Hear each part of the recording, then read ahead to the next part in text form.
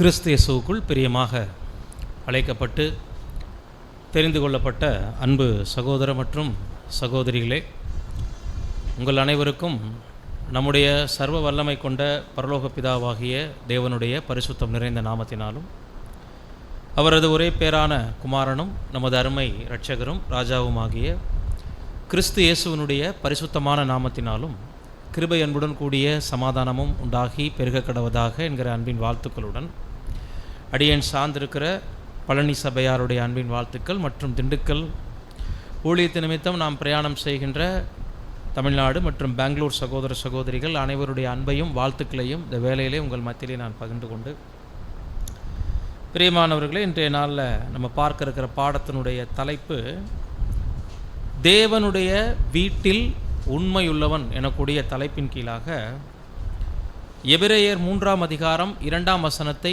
ஆதாரமாக கொண்டு மோசேயினுடைய ஒரு நியாய தீர்ப்பை குறித்து மோசேயினுடைய வாழ்க்கையிலிருந்து நாம் கற்றுக்கொள்ளக்கூடிய சில பாடங்களை இன்றைய நாளில் நம்ம பார்க்க போகிறோம். எபிரேயர் 3 வசனம் 2ஐ வாசிக்க கேட்போம். எபிரேயர் 3ஆம் அதிகாரம் 2ஆம் வசனம், மோசே தன்னுடைய வீட்டில் எங்கும் உண்மையுள்ளவனாய் இருந்தது போல இவரும் தம்மை ஏற்படுத்தினவருக்கு உண்மையுள்ளவராய் இருக்கிறார்.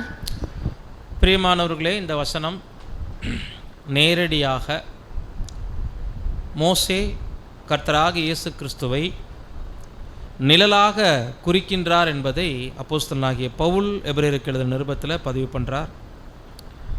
பழைய ஏற்பாட்டு தீர்க்கதரிசிகள் முற்பிதாக்கள் பல்வேறு சூழ்நிலைகளில் பல்வேறு கோணங்களில் ஆண்டவராகிய இயேசு கிறிஸ்துவுக்கு ஒரு விதத்தில் நிழலாக இருப்பாங்க. ஒவ்வொருவருடைய கேரக்டரும் லைஃப் ஸ்டைலும் கர்த்தராகிய இயேசு கிறிஸ்துவுடன் ஏதோ ஒரு காரியத்தோடு தொடர்புடையதாக இருக்கும். அப்படி பார்க்கும்போது யோசேப்பை எடுத்துக்கிட்டிங்கன்னா கர்த்தராகிய இயேசு கிறிஸ்துவனுடைய பரிசுத்தத்திற்கு தனிப்பட்ட விதத்தில் நம்ம அடையாளமாக எடுக்கலாம். நல்ல கேரக்டர் நிறைய இருக்குது அவர்கிட்ட, கீழ்ப்படிதல், விசுவாசம், அன்பு எல்லாம் இருந்துட்டாலும் விசேஷமாக யோசேப்பு அப்படின்னா கர்த்தராகிய இயேசு கிறிஸ்துவனுடைய துன்பம் நிறைந்த வாழ்க்கையின் மத்தியிலையும் பரிசுத்தத்தை காத்து கொண்டதற்கு யோசேப்பை ஒரு சிறந்த எடுத்துக்காட்டாக நம்ம பார்க்க முடியும்.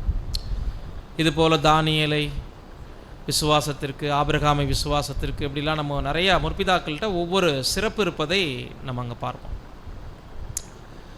சாலமோன் கர்த்தருடைய ஞானத்திற்கு முன்னுதாரணமாக, முன் அடையாளமாக இருந்தவர் என்றெல்லாம் நம்ம நிறைய முற்பிதாக்களிடமிருந்து தனிச்சிறப்பு பார்ப்போம். அது மாதிரி மோசேயிடம் ஒன்று அப்படின்னு சொல்ல முடியாத அளவிற்கு ஏராளமாக கர்த்தராகிய இயேசு கிறிஸ்துவுக்கு நிழலான காரியங்கள் மோசேயினுடைய லைஃப்பில் நம்ம பார்க்கலாம். முதலாவது, அப்படியே கர்த்தராகிய இயேசு கிறிஸ்துவுடன் மேட்ச் ஆகக்கூடிய ஒரு அருமையான குணப்பண்பு என்னாகமம் 12 வசனம் 3ஐ வாசிக்க கேட்போம். மோசேயானவன் பூமியில் உள்ள சகல மனிதரிலும் மிகுந்த சாந்த குணம் உள்ளவனாய் இருந்தான். அப்போ மோசே வீழ்ந்து போன மனுக்குலத்தில் ஒரு நபர், நம்மளை போன்ற பாவ இரத்தம் உடையவர். அவரை குறித்து வேதம் என்ன சொல்லுது? பூமியில் உள்ள சகல மனிதர்களிலும் அவர் நீடிய மிகுந்த சாந்தம் உள்ளவனாக இருந்தான். கர்த்தர் டைரக்டாக சொல்கிறார் இல்லைங்களா, நான் சாந்தமும் மனத்தாழ்மையுமாக இருக்கிறேன், என்னிடத்தில் கற்றுக்கொள்ளுங்கள். இந்த ஒரு விஷயமே மோசே எந்த அளவுக்கு நல்ல சாந்தம் அமைதல் கொண்ட உள்ள ஒரு மனிதனாக இருந்திருக்கணும் என்பதை நமக்கு வெளிப்படுத்துகிறது. ஏன்னா கர்த்தராகிய இயேசு கிறிஸ்துவுக்கு முன்னடையாளமானவர் என்று சொல்லும்போது அந்த குணலட்சணம் கண்டிப்பாக அப்படிப்பட்ட ஒரு தன்மை இருந்தால் தான் அவரை குறித்து வேதம் நமக்கு இப்படிப்பட்ட ஒரு பதிவை கொடுக்கணும் என்று நம்ம பார்க்கணும். அப்போ மோசே மிகுந்த சாந்தம் உள்ளவன் என்ற ஒரு அருமையான விஷயம் கர்த்தரோடு மேட்ச் ஆகிற மாதிரி, இரண்டாவதாக ஆல்ரெடி ராஜாவாக இருப்பதற்கு, அடுத்த பார்வோனாக இருப்பதற்கு தகுதி பெற்று அரண்மனை வாசத்தை துறந்து மிகப்பெரிய ஐஸ்வர்யவானாக இருந்தவர் ராஜ அதிகாரத்தை இழந்து தேவ ஜனங்களோடு துன்பத்தை அனுபவிப்பதற்காக அவர் வந்தவர். வாசிக்க கேட்போம். எபிரேயர் 11 24 25. விசுவாசத்தினாலே மோசே தான் பெரியவனான போது பார்வோனுடைய குமாரத்தியின் மகன் எண்ணப்படுவதை வெறுத்து அனித்தியமான பாவ சந்தோஷங்களை அனுபவிப்பதை பார்க்கிலும் தேவனுடைய ஜனங்களோட துன்பத்தை அனுபவிப்பதையே தெரிந்து கொண்டு. இந்த நிழல் நம்ம எங்கிருந்து எடுக்கலாம் அப்படின்னா, ஆண்டவர் இயேசு பரலோக மகிமையில் இருந்து, அது அரண்மனை, பரலோக வாசஸ்தலம் என்பது கர்த்தர் இயேசுவினுடைய பாடுகள் இல்லாத சந்தோஷமான லைஃப். அது அவருடைய லோகோஸ் வாழ்க்கை. பிதாவுக்கு ஒரே பேரான குமாரன் என்கின்ற மகிமையை துறந்து பூமியின் மனுமக்களுக்காக துன்பத்தை வாலண்டியராக வந்து தெரிவு செய்தவர் என்பதற்கு இந்த கேரக்டர். மோசே அடுத்த பார்வோனாக இருப்பதற்கு தகுதி அடைந்தோம், பார்வோனுடைய குமாரத்தியின் மகன் எனப்படுவதை வெறுத்து அனித்தியமான பாவ சந்தோஷங்களை அனுபவிப்பதை பார்க்கிலும் தேவ ஜனங்களோடு துன்பத்தை தெரிவு செய்தார் என்கின்ற இந்த ஒரு நிழல் ஆண்டவருடைய முதலாம் வருகைக்கு முன்பு அவர் இருந்துட்ட ராஜரீக அதிகாரத்தையும் அந்தஸ்தையும் அவர் விட்டு கொடுத்து பூமிக்கு இறங்கி வந்ததை காட்டுது. இவ்விதத்தில் மோசே ஆண்டவருக்கு இவ்விதமாக பொருந்துகிறார் என்று நம்ம பார்க்கிறோம். அடுத்ததாக மோசே ஆண்டவர் எப்படி பிதாவாகிய தேவனோடு ஒரு நெருங்கிய உறவில் காணப்பட்டிருந்தார். லோகோஸா இருக்கும்போதும் சரி, பூமியில் இருக்கும்போதும் சரி, இப்பவும் சரி, ஆண்டவருக்கு 3 நிலைகள் உண்டு. அதுபோல பிதாவாகிய தேவனுக்கு நெருக்கமாக இருந்துட்ட முற்பிதாக்கள்ல ஆபிரகாமை தேவன் சிநேகிதன் என்று சொல்லியிருந்தார். அந்த வார்த்தை திரும்ப யாருக்கு ரிப்பீட் ஆகுதுன்னா மோசேக்கு. வாசிக்கலாம் யாத்திராகமம் 33 வசனம் 11. ஓகே. ஒருவன் தன் சிநேகிதனோடே பேசுவது போல கர்த்தர் மோசேயோடே முகமுகமாய் பேசினார். பின்பு அவன் பாளையத்துக்கு திரும்பினான். நூனின் குமாரனாகிய யோசுவா என்னும் அவனுடைய பணிவிடைக்காரனாகிய வாலிபன் ஆசரிப்பு கூடாரத்தை விட்டு பிரியாதிருந்தான். போதும். தேவையான இன்ஃபர்மேஷன் என்னன்னா, ஒருவன் தன் சிநேகிதனோடே பேசுவது போல கர்த்தர் மோசேயுடன் முகமுகமாய் பேசினார். ஸோ தேவனுக்கு நெருங்கிய உறவு, நெருங்கிய நட்பு.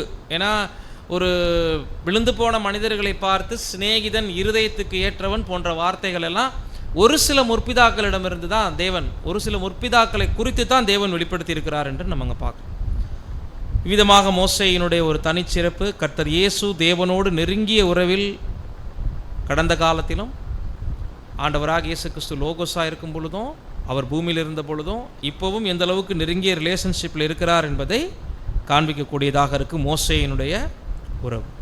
நெக்ஸ்ட் பார்க்கும்போது ஆண்டவருடைய அருமையான குணலட்சணம் தேவனுடைய ஜனங்களுக்காக பரிந்து பேசுவது.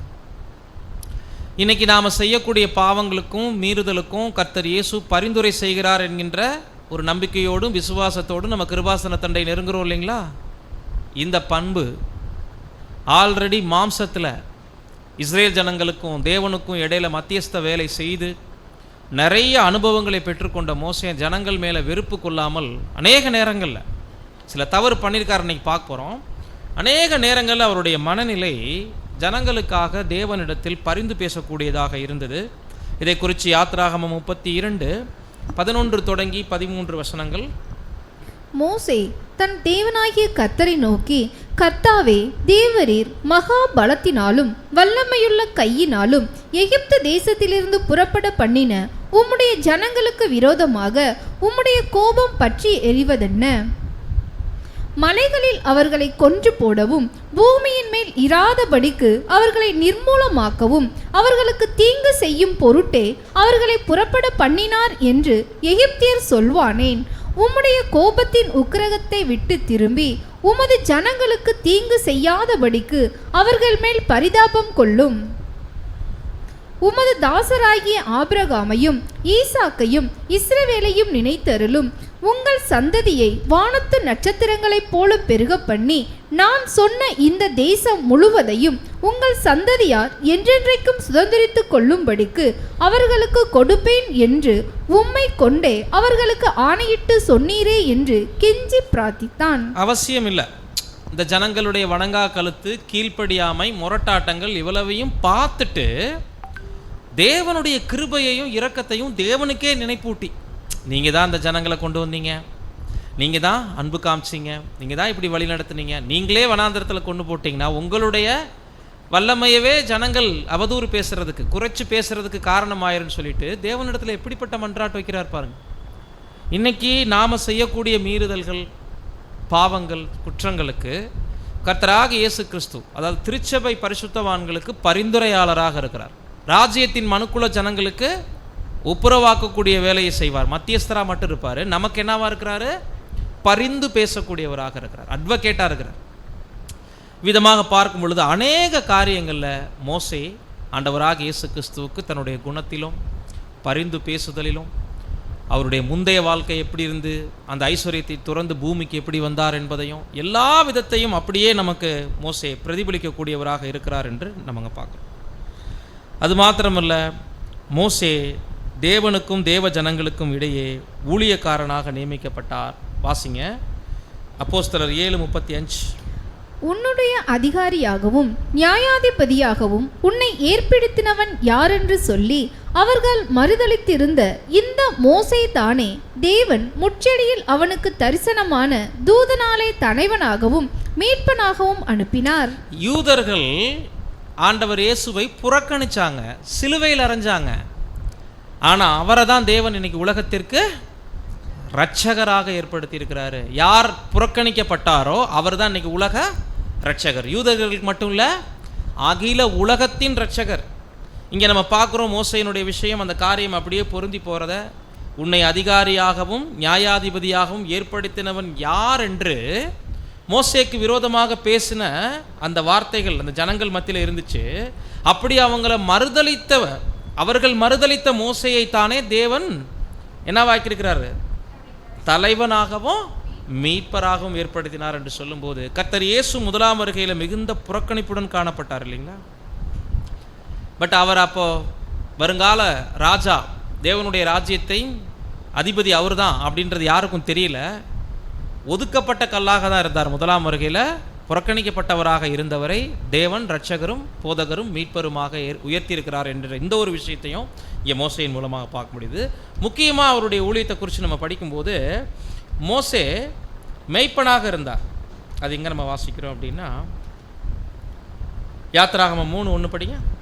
மோசே மீதியான் தேசத்து ஆசாரியனாய் இருந்த தன் மாமனாகி எத்திரோவின் ஆடுகளை மேய்த்து வந்தான். அவன் ஆடுகளை வனாந்தரத்தின் பின்புறத்திலே ஓட்டி தேவ பர்வதமாகிய ஓரேப் மட்டும் வந்தான். இந்த பதிவுகள்லாம் நமக்கு விசேஷமாக பதிவு பண்ண வேண்டிய அவசியம் இல்லை. அவர் மேய்ப்பனாக இருந்தார் அப்படிங்கிற இன்ஃபர்மேஷன் ஓகே. ஆனால் அவர் எப்போ மேய்ப்பனாக இருந்தார் அப்படின்னா, ஜனங்களை மேய்க்கிறதுக்கு முன்னாடி ஆடுகளின் மேய்ப்பனாக இருந்திருக்கார். அந்த ஆடுகளை அவன் ஓட்டி பர்வதமாகிய ஓரேப் மட்டும் வந்தான். இந்த பதிவெல்லாம் நமக்கு எதுக்கு அப்படின்னா, கர்த்தராகிய இயேசு கிறிஸ்துவை போல ஆண்டவராக இயேசு கிறிஸ்துவை சித்தரிக்கக்கூடியவர் முதலாவது மோசே ஆடுகளை மேய்த்து பயிற்சி பழக்கப்படுத்தப்பட்ட பின்பு நிஜமான ஆடுகளை மேய்க்கிறார் வனாந்தரத்தில், கானான் தேசம் வரைக்கும். அப்போ அதுக்கு முன்னாடி ஒரு மேய்ப்பனுக்குரிய குணலட்சணம் அவருக்கு வேணும்னு தான் ஆடுகளை மேய்க்க தேவன் பயிற்சி கொடுத்துருக்கிறார். புரியுதுங்களா? அதே போல தான் கர்த்தராகிய இயேசு கிறிஸ்து தேவனுடைய இருதயத்தில் எப்போவோ ஏற்ற மேய்ப்பன் தான் அவர் நல்ல மேய்ப்பன். பட் பூமியில் அவருக்கு சில பரீட்சைகளை தேவன் வைத்து முன்னதாக தயார் செய்து, ஒரே பர்வதம் என்பது தேவனுடைய ராஜ்யத்தை குறிக்கும். ராஜ்யத்தில் நிஜமான ஆடுகளை மேய்ப்பதற்கு முன்னதாக பூமியில் அந்த 3 வருஷ காலமாக ஒரு சிறு கூட்டத்துக்கு அவர் மேய்ப்பனாக இருந்தார். திருச்சபைக்கு அவரை விசுவாசித்தவர்களுக்கும் திருச்சபை ஜனங்களுக்கும் மேய்ப்பராக இருந்து பல பாடுகள் துன்பங்களை அனுபவித்து தான் நெக்ஸ்ட் தேவனுடைய பர்வதமாகிய ராஜ்யத்திற்கு முழு உலகத்திற்கும் மேய்ப்பனாக அவர் உயர்த்தப்பட இருக்கிறார் என்பதை இந்த ஒரு காரியம் சித்தரிக்குது. இவ்விதமாக மோசையை குறித்து நிறைய நிழல் பொருள் அவருடைய குணலட்சணம் குறித்து ஆண்டவராக இயேசு கிறிஸ்துவோட ஒப்பீடு செய்து நம்ம பார்க்க முடியும். பாடத்தினுடைய கருப்பொருள் என்னென்னா, கான்செப்ட் என்னென்னா, நிழல் பொருள் அல்ல. டைப் அண்ட் ஆன்டி டைப் இன்றைக்கி நம்ம பார்க்கல. இவ்வளவு தேவனுக்கு பிரியமான ஒரு ஊழியக்காரன், அரண்மனை வாசத்தை துறந்தவர், பூமியிலே எல்லாரிலும் நீடிய சாந்தமுள்ளவராக இருந்தவர், ஜனங்களால் புறக்கணிக்கப்பட்டும் பரிந்து பேசுபவர், மேய்ப்பனாக தகுதி பெற்றவர், தேவனுக்கு சிநேகிதன் என்று எண்ணப்பட்டவர், இவ்வளவு நல்ல அருமையான ஒரு ஊழியக்காரன் கானான் தேசத்திற்குள் வாக்குத்தத்த பூமிக்குள் தான் நுழைய முடியாமல் போயிடுச்சே. ஏன் என்பதுதான் இன்றைக்குரிய பாடம். ஜனங்களை கொண்டு போய் சேர்க்கக்கூடிய வேலையை காலேபும் யோசுவாவும் செஞ்சாங்க. மோசே மலையில் தூரத்திலிருந்து தேசத்தை பார்த்து மறிச்சு போனார். அதுக்கு முன்னாடி ஆரோனும் மறிச்சு போயிடுறாருன்னு பார்க்குறோம். முக்கியமான ஊழியக்காரர்கள் இல்லையா அவங்க? ஆசரிப்பு கூடாரத்தை நிறுவி முதல்ல தேவனுடைய பக்தியை, தேவ பயத்தை ஜனங்களுக்கு கற்றுக் கொடுத்து ஆராதனை முறைமைகளையும் தேவன் யார் என்பதையும் ஜனங்களுக்கு போதிச்சவங்க, ஒழுங்குமுறைகளை கற்றுக் கொடுத்தவங்க, நியாயப்பிரமாணத்தின் மத்தியஸ்தன். தேவனுடைய வார்த்தையை மலையிலே போய் கற்பலகைகளில் எழுதிட்டு வந்தவர். அப்பப்போ ஆசரிப்பு கூடாரத்துக்குள்ள நுழைந்து தேவ மகிமையை பார்த்த ஒரு தேவ மனுஷன், முக்கியமான ஒரு கதாபாத்திரம். பரிசுத்த வேதாகமத்தில் மிகவும் ரிஸ்க் எடுத்த பழைய ஏற்பாட்டு பரிசுத்தவான்களில் இவரும் ஒருவர். தானியேலை போல, யோசேப்பை போல மோசே மிகப்பெரிய ஒரு மனிதன். ஆனால் கஷ்டப்பட்டு வழிநடத்தி வந்த தேசத்திற்கு ஜனங்கள் போகிறாங்க, ஜனங்களுடைய சந்ததிகள் போகிறாங்க. இன்னும் சொல்லப்போனால் அநேகர் மரித்து போனாங்க. மரித்து போன கீழ்ப்படியாத ஜனங்கள் மரித்து போனது ஓகே, வனாந்தரத்தில் கலகம் பண்ணவங்க மரித்து அவங்களுடைய சந்ததி உள்ளே போனது ஓகே. ஆனால் இவ்வளோ ரிஸ்க் எடுத்த மனுஷன் அந்த வாக்குத்தத்த தேசத்தை தூரத்திலிருந்து பார்த்துட்டு மரித்து போயிட்டார். என்ன ரீசன்? காரணம் என்னன்னா, வனாந்தரத்தில் கன்மலையை 2ஆம் முறை அடித்ததுனால மோசே இந்த பனிஷ்மெண்ட்டுக்கு உட்படுத்தப்பட்டு வாக்குத்தத்த கானான், இன்னும் சொல்ல போனால் நிழலான கானானுக்குள்ளே செல்ல முடியாமல் போயிட்டார். வாக்குத்தத்த கானானை நம்ம என்னன்னு சொல்லணும்? நிழலான கானான், பரலோக கானான்னு சொல்லக்கூடாது. நிழலான கானானுக்குள் மோசே பிரவேசிக்க முடியாமல் போனதற்கு தேவனுடைய வார்த்தையை கவனிக்காமல் உணர்ச்சி வசப்பட்டு கன்மலையை பார்த்து பேச சொல்லிய தருணத்தில் கன்மலையை 2 தரம் அடித்ததன் மூலம் என்னாகமம் 20ஆம் அதிகாரத்தில் நடந்த சம்பவத்தினால் முக்கியமான அந்த ஒரு ஆசீர்வாதத்தை மோசே இழந்து போனார் என்று நம்ம பார்க்கிறோம். அன்பானவர்களே, கன்மலையை அடித்து தண்ணீர் வருகின்ற சம்பவம் பழைய ஏற்பாட்டில் 2 இடத்துல ரெக்கார்ட் பண்ணப்பட்டிருக்கு நமக்கு. ஒன்று யாத்ராகமம் 17ஆம் அதிகாரம், மற்றொன்று என்னாகமம் 20ஆம் அதிகாரம். யாத்ராகமம் 20ஆம் அதிகாரம் பிரயாணம் தொடங்கும் பொழுது நடக்குது. என்னாகமம் 20ஆம் அதிகாரம் ஏறக்குறைய பிரயாணம் முடிகின்ற அந்த தருணத்தில் நடக்குது. ரெண்டும் நடைபெறக்கூடிய இடங்கள் அருகில் தான் நடக்குது. பட் அந்த பிளேஸ்க்கு பெயர்கள் வேறு. அந்த ஸ்பாட்டுக்கு வந்து யாத்ராகமம் 17 வந்து பார்த்தீங்க அப்படின்னா ரெவிதீம்னு வரும். ரெவிதீமிலே ஜனங்கள் பாளையம் இறங்கும் பொழுது அவர்களுக்கு தண்ணீர் இல்லாது இருந்ததுன்னு வரும். என்னாகமம் 20ஆம் அதிகாரத்தில் வந்து பார்த்தீங்கன்னா காதேசிலேன்னு வரும். காதேசில் அவர்கள் கூடியிருக்கையில் அவர்களுக்கு தண்ணீர் தவணமாக இருந்தபடியால் அப்படி படிப்போம். ஆனால் ரெண்டுமே அருகருகே நடந்துச்சு. ஏன் அப்படின்னா, வனாந்திர பிரயாணம் ஆரம்பிக்கும் போது முடிக்கும் போது 40 வருஷம் நமக்கு தேவை இருக்கு இல்லைங்களா? அந்த 40 வருஷம் ஆச்சு இல்லைங்களா? அப்புறம் எப்படி அருகில் நடந்திருக்கும் அப்படின்னா, 1 வருஷம்தான் பிரயாண தூரம். ஜனங்களுடைய கீழ்ப்படியாமையினால தேவன் 40 வருஷம் வனாந்திரத்தில் அவங்கள சுத்த விட்டார். அப்போ மறுபடியும் எங்கே தான் வர்றாங்க? சுத்தின இடத்துக்கே தான் வர்றாங்க. எனவே ஒரே இடம்தான், ரெவிதீமும் காதேஸ் எனக்கூடிய இடமும் பக்கம் பக்கம் இருக்கக்கூடிய ஒரே இடம்தான். சரி, விஷயத்துக்கு வருவோம். இப்போது யாத்ராகமம் 17க்கு ஒரு ஆவிக்குரிய அர்த்தம் இருக்குது, அதையும் நம்ம கவனிக்கணும். பட் அதை நம்ம ரொம்ப டீப்பாக பார்க்க போகிறதில்ல. என்னாகமம் 20 தான் நமக்கு முதல்ல முக்கியமான விஷயம், இந்த பாடத்திற்கு தொடர்புடைய விஷயம். வாசிக்க கேட்போம். வசனங்கள் 1 முதல் 12 வசனங்கள் முடிய என்னாகமம் 20. என்னாகமம் 20ஆம் அதிகாரம் 1ஆம் வசனம் முதல். இஸ்ரவேல் புத்திரர் சபையார் எல்லாரும் 1ஆம் மாதத்தில் சீன் வனாந்தரத்திலே சேர்ந்து. பார்த்தீங்களா, ரெண்டுமே சீன் வனாந்தரம் தான். யாத்ராகமம் 17 வர்றதும் சீன் வனாந்தரம் தான், இதுவும் சீன் வனாந்தரம் தான். அது ரெவிதீம், இது காதேஸ்னு வரும். ஜனங்கள் காதேசிலே தங்கி இருக்கையில் மிரியாம் மரணமடைந்து அங்கே அடக்கம் பண்ணப்பட்டால். மோசேயினுடைய சகோதரி ஆரோனுக்கு முன்னாடியே மரித்து அடக்கம் பண்ணப்படுறாங்க. ஜனங்களுக்கு தண்ணீர் இல்லாதிருந்தது. அப்பொழுது அவர்கள் மோசேக்கும் ஆரோனுக்கும் விரோதமாக கூட்டம் கூடினார்கள். ஜனங்கள் மோசேயோட வாக்குவாதம் பண்ணி, எங்கள் சகோதரர் கர்த்தருடைய சந்நிதியில் மாண்டபோது நாங்களும் மாண்டு போய் இருந்தால் நலமாய் இருக்கும். நாங்களும் எங்கள் மிருகங்களும் இங்கே சாகும்படி நீங்கள் கர்த்தரின் சபையை இந்த வனாந்தரத்திலே கொண்டு வந்தது என்ன? விதைப்பும் அத்திமரமும் திராட்சை செடியும் மாதுளம் செடியும் குடிக்க தண்ணீரும் இல்லாத இந்த கெட்ட இடத்தில் எங்களை கொண்டு வரும்படி நீங்கள் எங்களை எகிப்திலிருந்து புறப்பட பண்ணினது என்ன என்றார்கள். அப்பொழுது மோசேயும் ஆரோனும் சபையாரை விட்டு ஆசரிப்பு கூடாரத்தில் போய் முகம் குப்பர விழுந்தார்கள். கர்த்தருடைய மகிமை அவர்களுக்கு காணப்பட்டது. கர்த்தர் மோசேயை நோக்கி, நீ கோலை எடுத்துக்கொண்டு நீயும் உன் சகோதரனாகிய ஆரோனும் சபையாரை கூடிவர செய்து அவர்கள் கண்களுக்கு முன்னே கன்மலையை பார்த்து பேசுங்கள். அப்பொழுது அது தன்னிடத்தில் உள்ள தண்ணீரை கொடுக்கும். இப்படி நீ அவர்களுக்கு கன்மலையிலிருந்து தண்ணீர் புறப்பட பண்ணி சபையாருக்கும் அவர்கள் மிருகங்களுக்கும் குடிக்க கொடுப்பாய் என்றார். அப்பொழுது மோசே தனக்கு கர்த்தர் கட்டளையிட்டபடியே கர்த்தருடைய சந்நிதியில் இருந்த கோலை எடுத்தான். மோசேயும் ஆரோனும் சபையாரை கன்மலைக்கு முன்பாக கூடிவர செய்தார்கள். அப்பொழுது மோசே அவர்களை நோக்கி, கலகக்காரரே, கேளுங்கள், உங்களுக்கு இந்த கன்மலையிலிருந்து நாங்கள் தண்ணீர் புறப்பட பண்ணுவோமோ என்று சொல்லி தன் கையை ஓங்கி கன்மலையை தன் கோலினால் 2 தரம் அடித்தான். உடனே தண்ணீர் ஏராளமாய் புறப்பட்டது. சபையார் குடித்தார்கள், அவர்கள் மிருகங்களும் குடித்தது. பிரியமான சகோதர சகோதரிகளே, இதுதான் சம்பவம். யாத்ராகமம் 17 இவ்வளவு உரையாடல்கள் இருக்காது. யாருக்கும் இஸ்ரேல் ஜனங்களுக்கும் மோசேக்கும். அதே மாதிரி தேவனிடத்தில் முறையிடக்கூடிய சம்பவமும் இவ்வளோ டீப்பாக இருக்காது, ஷார்ட்டாக இருக்கும். ஜனங்கள் கலகம் பண்ணினார்கள், மோசே ஆரோன் போய் முறையிட்டாங்க, உடனே தேவன் தண்ணி கொடுத்தார், மிருக ஜீவங்கள் குடித்தது, ஆசீர்வாதம் வந்தது. ரொம்ப டீப்பாக இருக்காது. மாசா என்றும் மேரிபா என்றும் அந்த இடத்துக்கு பேரிட்டான். அந்த சம்பவம் அப்படியே முடியும், ரொம்ப டீப்பாக இருக்காது.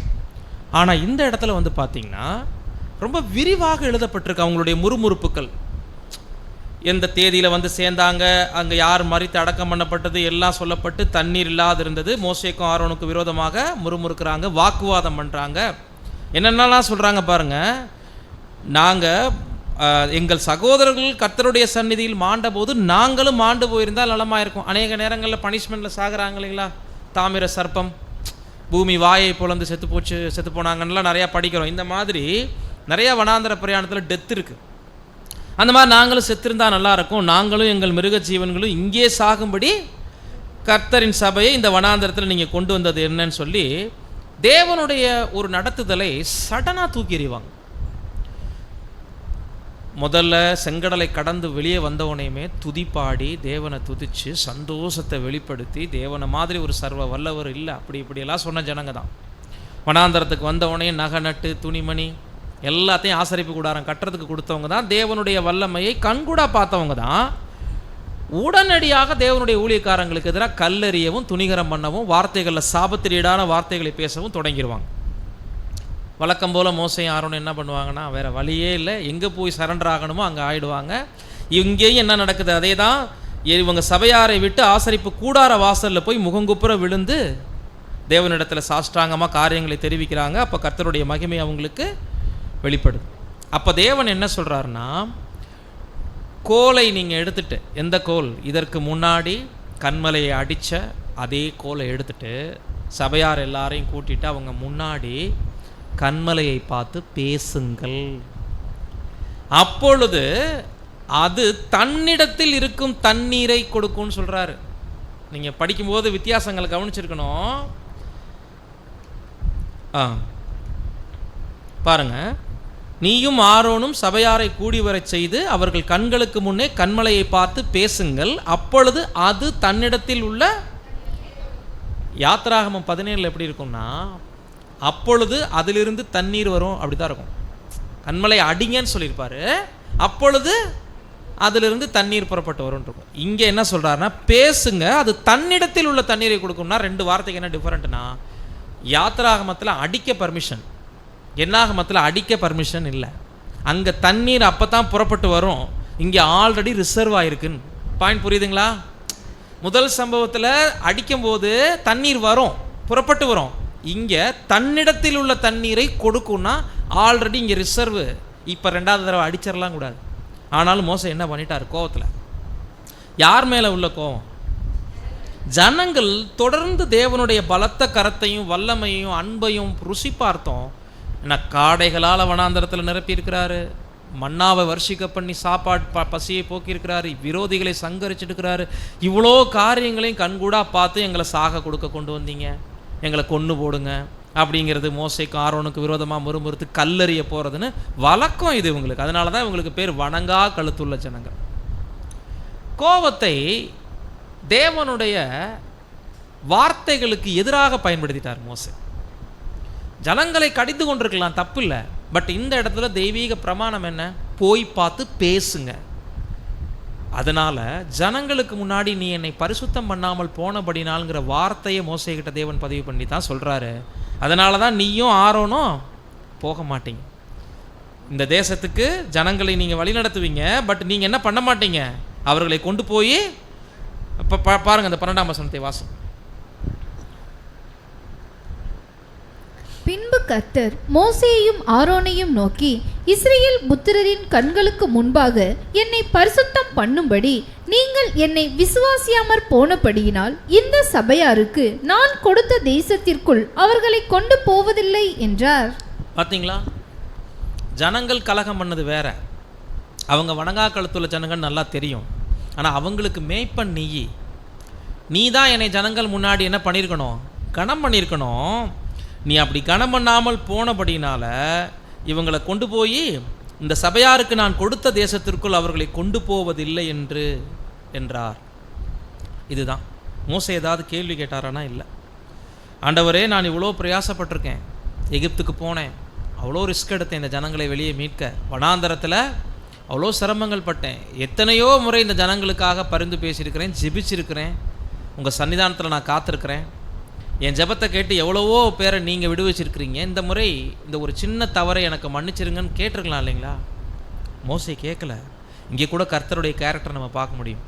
பிதாவே, இந்த பாத்திரம் என்னை விட்டு நீங்க கூடுமானால் நீங்கட்டும், ஆயினும் உடைய சித்தப்படியே ஆக கடவுதுன்னு ஆண்டவர் இயேசு பிதாவுக்கு தன்னை அப்படியே சரண்டர் பண்ண மாதிரி தான் மோசே எங்கும் உண்மையுள்ளவனாக இருந்தான்ங்கிறதுல தேவன் மாற்று கருத்தெல்லாம் தெரிவிக்கல. பட் ஏதோ ஒரு நன்மைக்காக மோசையை இந்த விஷயத்தில் கானான் தேசத்துக்குள்ளே தேவன் அனுமதிக்கல. அப்படி மோசேயினுடைய லைஃப்பில் வாக்குத்தத்த பூமிக்கு ஜனங்களை கொண்டு போய் சேர்க்காமல் இருந்ததில், மோசே உள்ளே பிரவேசிக்காமல் போனதில் தேவனுடைய இரக்கம் என்ன இருக்குது? இந்த ரெண்டு சம்பவத்தில் உள்ள விஷயங்களை முதல் சம்பவத்தில் இருக்கிறத கொஞ்சம் மேலோட்டமாக நம்ம பார்த்துக்கலாம். யாத்திராகமம் 17 வரக்கூடிய கன்மலையும் கிறிஸ்து தான், என்னாகமம் 20 வரக்கூடிய கன்மலையும் கிறிஸ்து தான். பவுல் சொல்கிறாரு டைரக்டா, அவர்களோடே கூட சென்ற ஞான கன்மலையின் தண்ணீரை குடித்தார்கள், அந்த கன்மலை கிறிஸ்துவே. அங்கேருந்து தண்ணீர் புறப்பட்டு வரணும்னா அதுக்கு கிறிஸ்து தான் மூலதனம். ஆவிக்குரிய அடையாள அர்த்தங்களில் மனுக்குலத்தினுடைய தாகம் தீரணும் அப்படின்னா, மரணம் சாபத்திலிருந்து விடுவிக்கப்பட்டு நிரந்தரமான பசி தாகம் என்பது மனிதனுக்கு ஜீவனை குறிக்குது. இன்னைக்கு உணவு சாப்பிட்றோம், ஆனால் உயிரோடு இருக்கிறதுக்காக இல்லை, உயிரை இழுத்து பிடிக்கிறதுக்காக. ஆனால் நிரந்தரமாக உயிரோடு நம்ம இருக்க போகிறதில்லை இப்போ நம்ம பூமியில் கிடைக்கிற உணவு. ஆனால் வானத்திலிருந்து ஒரு அப்பத்தை பிதாவாகிய தேவன் உங்களுக்கு ஆயத்தப்படுத்துவார், அதை புசிக்கிறவங்களுக்கு பசியும் இருக்காது தாகமும் எடுக்காதுன்னு கர்த்தர் சொன்ன மாதிரி, அவரே வானத்திலிருந்து வந்த அப்பமாக நமக்கு ஆகாரமாக தண்ணீராக இருக்கிறார். அப்போ ஜீவ தண்ணீர் என்பது ஜீவனை கொடுக்கக்கூடிய சத்தியம், ஈடுபலியின் சத்தியம். அப்படின்னா கன்மலை அடிக்கப்பட்ட பின்பு புறப்பட்டு வருகிற தண்ணீர்.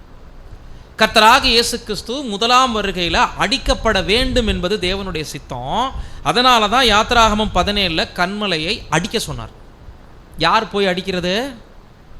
மோசே, ஆரோன், இஸ்ரேலின் மூப்பர்கள், ஜனங்கள் எல்லாரும் முன்னாடியும் கன்மலை அடிக்கப்பட்டது மாதிரி யூத மத பிரதான ஆசாரியர்களை இந்த இடத்துல மோசே, ஆரோன், அங்கே இருக்கக்கூடிய ஜனத்தின் மூப்பர்கள், சூழ்ந்து நின்ன யூதர்கள் எல்லாரும் பார்க்குற மாதிரி கிறிஸ்து சிலுவையில் அறையப்பட்டாரா? அடித்தவங்க பிரதான ஆசாரிய கேங் தானே. அந்த சம்பவத்தை சித்தரிக்குது முதல் காரியம். அப்படின்னா முதலாவது கன்மலை அடிக்கப்பட்டு காயப்படுத்தப்பட்டு அதிலிருந்து ஜீவத்தண்ணீர் வந்தாதான் மனுக்குலத்திற்கு பாவத்திலிருந்தும் மரணத்திலிருந்தும் ரட்சிப்பு. கர்த்தர் இயேசு ரேன்சம் கொடுத்தே ஆகணும். அவர் அடிக்கப்படுவது பிதாவாகிய தேவனுடைய அனுமதி என்று நம்ம அங்கே பார்க்கணும். வாசிங்க ஏசாயா 53:5-6. நம்முடைய மீறுதல்களின் நிமித்தம் அவர் காயப்பட்டு நம்முடைய அக்கிரமங்களின் நிமித்தம் அவர் நொறுக்கப்பட்டார், நமக்கு சமாதானத்தை உண்டு பண்ணும் ஆக்கினை அவர் மேல் வந்தது, அவருடைய தழும்புகளால் குணமாகிறோம். நாம் எல்லாரும் ஆடுகளைப் போல வழி தப்பி திரிந்து அவனவன் தன் தன் வழியிலே போனோம், கர்த்தரோ நம் எல்லாருடைய அக்கிரமத்தையும் அவர் மேல் விழப்பண்ணினார். நாம் எல்லாருடைய அக்கிரமம், இன்று சுவிசேஷ யுக சபை அவர்களுடைய பாவம் அக்கிரமம் மன்னிக்கப்பட்டது போல நாளை முழு உலகத்தினுடைய பாவமும் மீறுதலும் ஒரு கன்மலை அடிக்கப்படுவதனால் மாத்திரமே மன்னிக்கப்படும். அதிலிருந்து புறப்பட்டு வரக்கூடிய தண்ணீர், நான் உங்களுக்கு கொடுக்கக்கூடிய தண்ணீர் உங்களுக்கு தாகத்தையே உண்டாக்காது. நீ யாரிடத்துல தண்ணி கேட்குறேன்னு உனக்கு தெரியாது. நான் உங்ககிட்ட தண்ணி கேட்குறேன், பட் நீ யார்கிட்ட பேசிகிட்டு இருக்கேன்னு தெரியாதுன்னு கானானிய ஸ்திரீட்ட சொல்கிறார் இல்லைங்களா? நீயே கேட்டிருப்ப நான் யாருன்னு தெரிஞ்சிருந்தா, சாரி சமாரியா ஸ்திரீட்ட, அப்போ உனக்கு நான் யாருன்னு தெரிஞ்சிருக்குன்னு சொல்கிறார் இல்லைங்களா அந்த சம்பவத்தில். அப்போ ஜீவ தண்ணீர் என்னிடத்தில் உண்டு, தாகமாக இருக்கிறவன் வந்து என்னிடத்திலே பெற்றுக்கொள்ள கடவுன்னு சொன்னதுக்கு ஒப்பாக முதலாம் சம்பவத்தில் புறப்பட்டு வருகிற தண்ணீர் முழு மனுக்குலத்தினுடைய பாவத்தையும் சாபத்தையும் நீக்குவதற்கு பிதாவாகிய தேவன் தன் மகனை ஒப்பு கொடுத்தார். தேவன் தான் அவரை நொறுக்க சித்தமானது. அப்போ கண்மலையை அடிக்க யார் பர்மிஷன் கொடுக்கணும்? யூத மத பிரதான ஆசாரியர்களோ சோல்ஜர்ஸோ அவர் மேலே கை போட்டிருக்க முடியாது, கர்த்தரோ அவரை நொறுக்க சித்தமாகலைன்னா. ஸோ நமது மீறுதல் நிமித்தம் கண்மலை ஒரு முறை காயப்படணும், அடிக்கப்படணும், அதன் மூலமாக ஜீவ தண்ணீர் புறப்பட்டு வந்து சகல மனுக்குலத்தின் பாவத்தையும் மீறுதலையும் மன்னிக்கணும், மரண தண்டனையிலிருந்து விடுவிக்கணும் என்பது யாத்திராகமம் 17 சுருக்கமான கருத்து. இப்போ என்னாகமத்தில் டீப்பாக வாசித்தோம், அங்கே வார்த்தை வித்தியாசம் இருந்துச்சு. அது தன்னிடத்தில் உள்ள தண்ணீரை கொடுக்கும், ஒரு வித்தியாசம். இன்னொரு வித்தியாசம், நீங்கள் போய் கோலை எடுத்துட்டு கண்மலையை அடித்து அந்த கோலை எடுத்துட்டு போய் கண்மலையை பார்த்து பேசுங்க அப்படின்னா தெளிவாக தேவன் சொல்கிறாரு, அடிச்சிடக்கூடாது. அது மாத்திரம் இல்லை, அடிக்கக்கூடாதுன்னு சொன்னதுக்கு மோசே 2 தடவை அடிச்சிருக்காரு. கவனிச்சிங்களா அந்த சம்பவத்தில்? அடிக்கவே கூடாதுன்னு தேவன் சொல்லியிருக்காரு, பேசத்தான் சொல்லியிருக்காரு. ஆனால் மோசே கோவத்தில் ஓங்கி 2 தடவை என்ன பண்ணிவிட்டாரு? அடிச்சிட்டார். அப்போ 2 ஆவிக்குரிய விளக்கம் இருக்கணும் இல்லைங்களா? என்னாகமத்தில் வர்ற சம்பவம் கண்மலையை அடிக்கப்படுற சம்பவமாக இருந்துட்டாலும் அதை 2 தடவை மோசையை அடிச்சிருக்காருன்னு சொல்லும்போது 2 விதமான ஆவிக்குரிய விளக்கங்களை நம்ம தேடணும். முதல் விளக்கம் என்னன்னா, சுவிசேஷ யுகத்தின் இறுதியில் சபை பரிசுத்தவான்கள் கர்த்தராக இயேசு கிறிஸ்துவை போலவே அடிக்கப்படணும். பாயிண்ட் உங்களுக்கு புரியுதுன்னு நினைக்கிறேன். இப்போ ஆண்டவராக இயேசு கிறிஸ்து தனது ஓட்டத்தை, தன்னுடைய பூமிக்குரிய வாழ்க்கையை 3 வருஷத்தில் ஓடி முடிச்சாரு. சபைக்கு தலையாக துன்பத்தை அனுபவித்து பாடுகளை அனுபவித்து ஜீவ தண்ணீரை கொடுப்பதற்கு ரெடி ஆயிட்டார். ஆனால் சுவிசேஷ யுகம் முழுவதிலும் அவருடைய சரீரமாகிய சபை பரிசுத்தவான்கள் அடிக்கப்பட்டு இருக்காங்களா? அந்த காயம், அந்த வருத்தம், அந்த பாடுகள், துன்பங்கள், துயரங்கள் யாருக்குரியதுன்னா, இன்னைக்கு ஒவ்வொரு பரிசுத்தவான்களும் தனித்தனியே அடிக்கப்பட்டிருந்தாலும் அந்த துன்பம், துயரம், பாடுகள், அடிக்கப்படுதல் யாருக்கு தான் கிரெடிட் ஆகும்னா, வாசிங்க அப்போஸ்தலர் 9:4-5. அவன் தரையிலே விழுந்தான். அப்பொழுது சவுலே, சவுலே, நீ என்னை ஏன் துன்பப்படுத்துகிறாய் என்று தன்னுடனே சொல்லுகிற ஒரு சத்தத்தை கேட்டான். அதற்கு அவன், ஆண்டவரே, நீர் யார் என்றான். அதற்கு கர்த்தர், நீ துன்பப்படுத்துகிற இயேசு நானே, முள்ளில் மிதிக்கிறது உனக்கு கடினமாம் என்றார். சுவிசேஷ யுக பரிசுத்தவான்களை நீ துன்பப்படுத்துகிற கிறிஸ்து நானேங்கிறார். அப்படின்னா நீ என் சகோதர சகோதரிகளை துன்பப்படுத்துறேன்னு சொல்லலை, நீ என் சரீர அவயங்களை துன்பப்படுத்துறேன்னு சொல்லியிருக்கலாம், அப்படியும் சொல்லலை, நீ என் ஜனங்களை துன்பப்படுத்துறேன்னு சொல்லியிருக்கலாம், அதெல்லாம் அந்நியமாக இருந்திருக்கும். நீ துன்பப்படுத்துகிற கிறிஸ்து இயேசு நானுன்னு சொல்கிறாருன்னா, சுவிசேஷ யுக பரிசுத்தவான்களும் 2000 வருஷமாக இந்த பூமியில் ட்ராவல் பண்ணியிருந்தாலும் இவர்களுடைய பாடுகள், உபத்திரவங்கள், வருத்தங்கள், வேதனைகள் யாருக்குரியதுன்னு சொல்லப்படுதுன்னா கிறிஸ்துவே பாடுபடுவதாக அர்த்தப்படுது.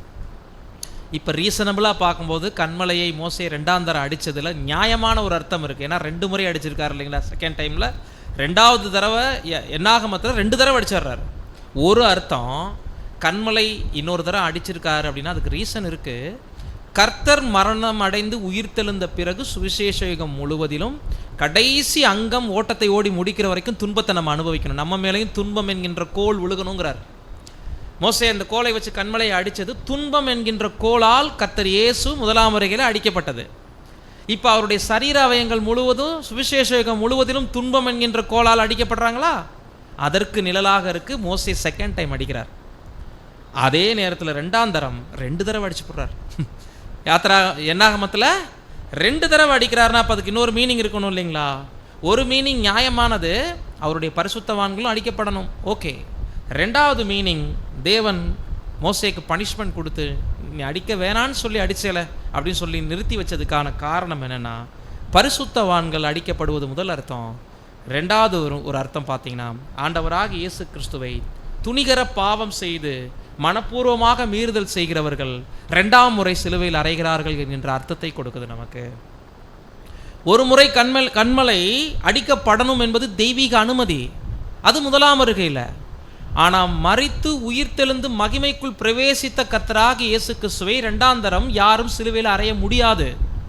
அப்படி அறைந்தால் அது எப்படி சாத்தியம்னா, மனப்பூர்வமாக பாவம் செய்கிறவங்க கண்மலையாகிய கிறிஸ்துவை மீண்டும் சிலுவையில் அறைந்து அவமானப்படுத்துகிறாங்களாம். வாசிங்க, எபிரேயர் 6:4 தொடங்கி 6. ஏனெனில் ஒரு தரம் பிரகாசிக்கப்பட்டும் பரம ஈவை ருசி பார்த்தும் பரிசுத்த ஆவியை பெற்றும் தேவனுடைய நல் வார்த்தையையும் இனிவரும் உலகத்தின் பலன்களையும் ருசி பார்த்தும் மறுதலித்து போனவர்கள் தேவனுடைய குமாரனை தாங்களே மறுபடியும் சிலுவையில் அறைந்து அவமானப்படுத்துகிறபடியால் மனம் திரும்புதற்கேதுவாய் அவர்களை மறுபடியும் புதுப்பிக்கிறது கூடாத காரியம். பாத்தீங்களா, நிஜத்தில் 2 முறை கண்மலை அடிக்கப்படுது அப்படின்னா, 1 கிறிஸ்து 1ஆம் வருகை, 2 அவருடைய சரீரமாகிய சபைக்கு அது மேட்ச் ஆகிடுச்சு. 2ஆம் தரம் அடிக்கப்பட்டது. அதே நேரத்தில் 2ஆம் தரம் 2 முறை மோசே அடிச்சிருக்காரு இல்லைங்களா? அப்போ 2 சம்பவத்தை அது குறிக்கணும். அப்படி பார்க்கும்போது ஒரு முறை அங்கீகரிப்பு உண்டு, இன்னொரு முறை அங்கீகரிப்பு இல்லை கிறிஸ்துவை சிலுவையில் அறைய. அப்படின்னா எப்போ பிரகாசிக்கப்பட்ட பிறகு, பரிசுத்த வேதாகமத்தினுடைய ஆழ்ந்த சத்தியங்களை நாம் பெற்றுக்கொண்ட பிறகு, பரிசுத்த ஆவியினால் நன்கு புரிதல் பெற்றுக்கொண்ட பிறகு, ஒரு மனிதன் தன் சொந்த வாழ்க்கையில் தேவையான நியாய தீர்ப்புக்கு அதிகமான அளவு வெளிச்சத்தை பார்த்த பிறகு, மனப்பூர்வமாக பாவத்தின் சிநேகிதனாக மாறும் பொழுது, தேவனுடைய ராஜ்யத்திற்கு கீழ்ப்படியாமல் போகும் பொழுது, மனதார கிறிஸ்துவை மற்றொரு தரம் சிலுவையில் அறைவதற்கு சமமாகுது அந்த சம்பவங்கிறனால தான் மோசையை இந்த இடத்துல தேவன் பனிஷ் பண்ணுறார்.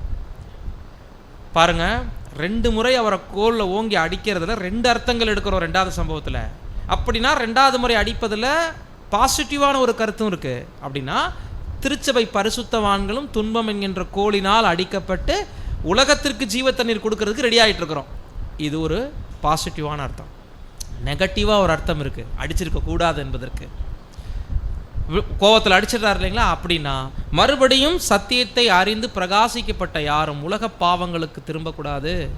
தேவனுடைய ராஜ்யத்தை விரும்பக்கூடிய எவரும் கர்த்தராகிய இயேசு கிறிஸ்துவினிடம் மன்றாடி நமக்காக பரிந்து பேசுகிறவரை மறுபடியும் சிலுவையில் அறையிறது எதன் அடிப்படையில்னா, இருதயத்தில் மறுபடியும் துணிகரத்திற்கு இடம் கொடுத்து, இருதயத்தை மழுங்க செஞ்சுட்டு விட்டு வந்த தீமைகளை பாவங்களை துணிகரமாக செய்யும் பொழுது 2ஆம் முறை சிலுவையில் அறையிறமா. அன்றைய நாளில் சோல்ஜர் சாணியை அவருடைய கரங்களையும் கால்களையும் வச்சு அரைஞ்சதற்கு ஒப்பான வருத்தத்தையும் வேதனையும் துணிகர பாவம் செய்கிறவங்க கர்த்தருக்கு கொடுக்குறோமா. 10ஆம் அதிகாரத்தில் சொல்லும்போது அந்த இடத்துல இன்னொரு வித்தியாசமான வார்த்தை பயன்படுத்துவார். இங்கே சிலுவையில்னு வருது, அங்கே காலின் கீழாக மிதித்து அவமானப்படுத்துகிறபடினால் வரும். அப்படின்னா அந்த சோல்ஜர்ஸ் எல்லாம் சூக்காலை வச்சு கர்த்தரை மிதிச்சாங்கல்ல அவமானப்படுத்தும் போது, அப்போ 2ஆம் மரணத்துக்கு போகக்கூடிய அளவுக்கு பாவம் செய்கிறவங்க கர்த்தர் இயேசுவே சிலுவையில் மட்டும் அறையிறது இல்லையா, காலின் கீழாக மிதித்து அவமானப்படுத்துகிறாங்கன்னு சொல்கிறாங்க. இந்த சம்பவத்தை உட்கருத்தாக வச்சு தான் மோசேயை தற்காலிகமாக தேவன் அங்கே பனிஷ் பண்ணியிருக்கிறாரு. பிரியமானவர்கள், இது 2 சம்பவத்திலும் இருக்கக்கூடிய நிழல் பொருளுக்கான டீப்பான விளக்கங்கள். ஒரு முறை கர்த்தர் இயேசு அடிக்கப்பட்டால்தான் ஜீவநதி புறப்பட்டு வரும். மறுமுறை ஆண்டவர் இயேசு அடிக்கப்படக்கூடாது என்பதை என்னாகமும் காட்டுது, அடிக்கப்படணும் என்பதை யாத்ராமும் காட்டுது. என்னாகமத்திலே 2 தடவை அடிச்சிருக்கிறதுனால 1 சபை பரிசுத்தவான்கள் அடிக்கப்படணும் என்பதையும், அவரை போலவே துன்பத்தை அனுபவிக்கணும் என்பதையும், 2வது தடவை உணர்ச்சியத்தில் 2 டைம் அவர் அடிச்சிருக்கிறதுல கிறிஸ்து அடிக்கப்படக்கூடாது என்பதையும் விவரித்து நம்ம பார்த்துட்டோம். இப்போது மோசேக்கு எக்ஸ்கியூஸ் கொடுத்துருக்கலாம், அது சம்பவ நிழல் தானே. மோசேயினுடைய நிறைய நன்மைகளை தேவன் யோசித்து பார்த்து மோசேக்கு ஒரு வாய்ப்பு கொடுத்துருக்கலாம். ஏன்னா இரக்கத்தில் ஐஸ்வர்யம் உள்ள தேவன். மோசே மன்றாடி இருக்கலாம், ஒரு கிருபை கேட்டிருக்கலாம். பட் அந்த மாதிரியான காரியங்கள் நமக்கு பதிவிடப்படலை. தேவனும் அதிலிருந்து இறங்கலை, மோசேயும் தேவனுடைய தீர்ப்பை மாற்றி யோசிக்கலை. அப்படின்னா இந்த இடத்துல பர்சனலாக மோசேக்கு தேவன் என்ன செஞ்சுருக்காரு? சம்பவத்தில் இப்படி ஆவிக்குரிய அர்த்தம் இருக்கிறனால அவரை தடை பண்ணிட்டார். 2ஆம் தரம் அடிக்கிறவங்க ராஜ்யத்துக்குள்ளே போக முடியாது. அப்போ கானானுக்குள்ளே அவர் நுழைஞ்சிருந்தாருன்னா 2 தரம் அடிச்சுட்டு உள்ளே போயிருக்கலாம் அப்படிங்கிற ஆவிக்குரிய அர்த்தம் மாறுது இல்லைங்களா? அதனால் ஸ்ட்ரிக்டாக பனிஷ்மெண்ட் பண்ணிட்டார். அதில் ஸ்பிரிச்சுவலாக அழகாக மேட்சிங் ஆகிடுச்சு. ஆனால் நிழலில் தேவனுடைய தாசனாகிய உண்மையுள்ள அந்த மனிதன் அவர் உண்மையுள்ளவர் என்று தேவனே பதிவு பண்ணி வச்சிருக்கிறாரு, அவருக்கு ஒரு எக்ஸ்கியூஸ் கொடுத்துருக்கலாமே அப்படின்னு யோசிக்கும் போது இதில் பல்வேறு விஷயங்களை நம்ம பார்க்க முடியுது. முற்பிதாக்களுக்கு இன்னொரு தரம் நியாய தீர்ப்பு இல்லை. உயிர்த்தெழுதலில் வந்து பூலோகத்தை நியாயம் தீர்ப்பு செய்ய போகிற முற்பிதாக்கள் தாங்கள் இன்னொரு முறை நியாயம் தீர்க்கப்பட மாட்டார்கள். அப்படின்னா பூமியிலேயே அவங்களுடைய கேரக்டர் பூரணமாகணும். அப்போ உயிர்த்தெழுதலில் வரும்போது பரிபூர்ணமான சரீரத்தோடும் நல்ல சிந்தையோடும் வந்து உலக மனிதர்களுக்கு சத்தியத்தை கற்றுக் கொடுக்கக்கூடிய இடத்துல இவங்களுக்கு மறுபடியும் முதல்ல இருந்து சத்தியம்லாம் கொடுக்கப்படாது. ஆல்ரெடி பர்ஃபெக்டாக வருவாங்க. அப்படின்னா அவர்களுடைய கரைகள் பலகீனங்கள் இங்கேயே பூரணப்படுத்தப்படணுமா எப்படி? அப்போ மோசேக்கு தேவன் சில நன்மைகளை செய்ய தான் இந்த சம்பவத்தை அனுமதிச்சிருக்கிறார். எப்படின்னா நிஜமான கானானை தேவன் அவருக்கு தடை பண்ணலையே. நிஜமான கானான் எது? தேவனுடைய ராஜ்யம், பூமிக்குரிய ராஜ்யம். பரலோகம்லாம் போக மாட்டார் மோசே. நம்ம தெய்வீக திட்டத்தை மைண்டில் வச்சு பதில் சொல்லணும். ராஜ்யம் 1000 ஆண்டுக்கு முன்னாடி அவர் பரலோகம் போக போகிறதில்ல. ஆனால் பரலோக சான்ஸ் அவங்களுக்கு இருக்குது.